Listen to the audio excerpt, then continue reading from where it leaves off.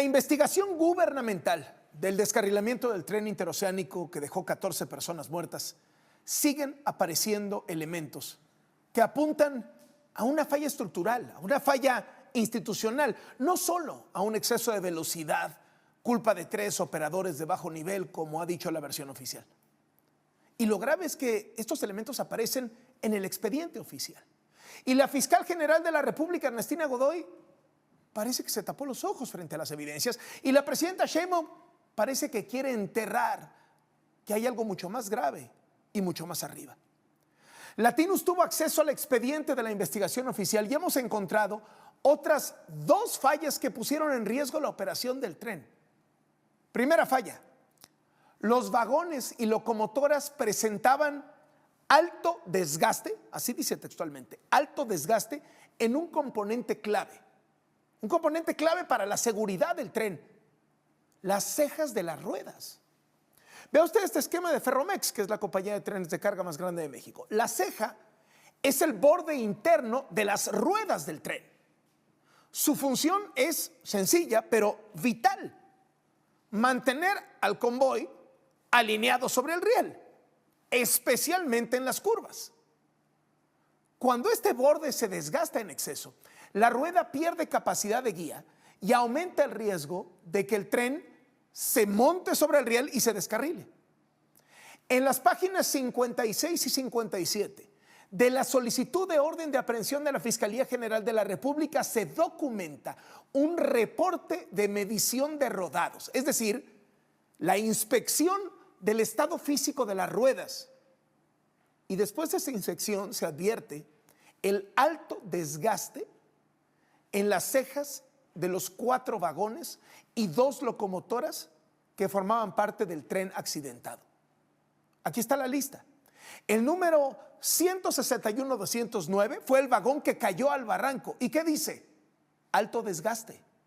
Lo mismo en las locomotoras que tenían los números 3006 y 3027. Esta inspección tiene fecha del 17 de diciembre de 2025, es decir, 11 días antes del descarrilamiento. ¿Quién autorizó que el tren siguiera operando con este nivel de desgaste en las ruedas y bajo qué criterios de seguridad? La otra falla que se señala en el expediente del gobierno tiene que ver con el llamado pedal de hombre muerto.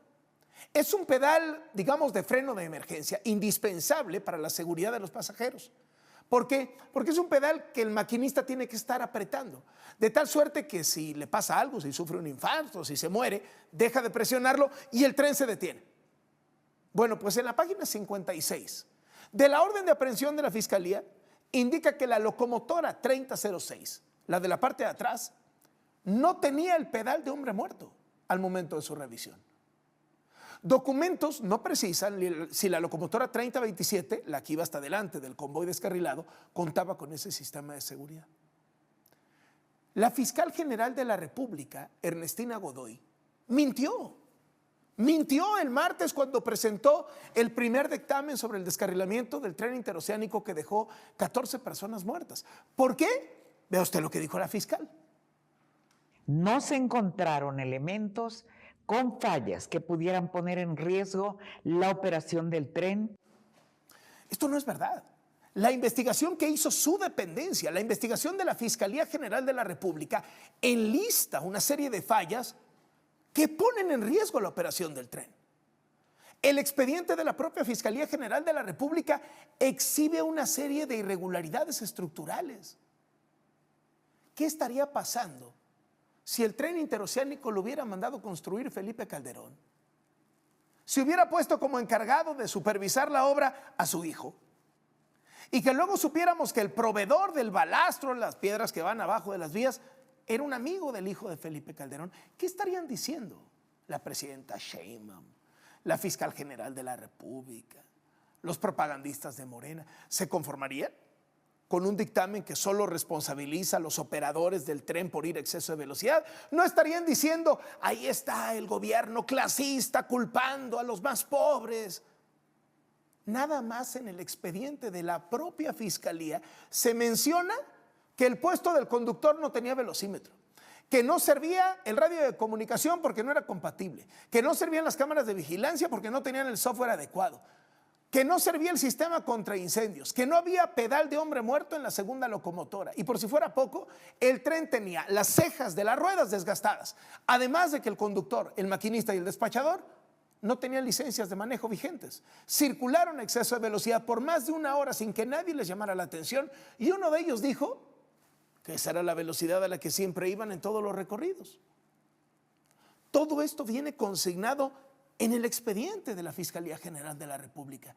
Y aún así la Fiscalía dice que no se encontraron elementos con fallas que pudieran poner en riesgo la operación del tren. Aún así dice esto la fiscal. Aún así dice que todo es culpa del maquinista, el conductor y el despachador.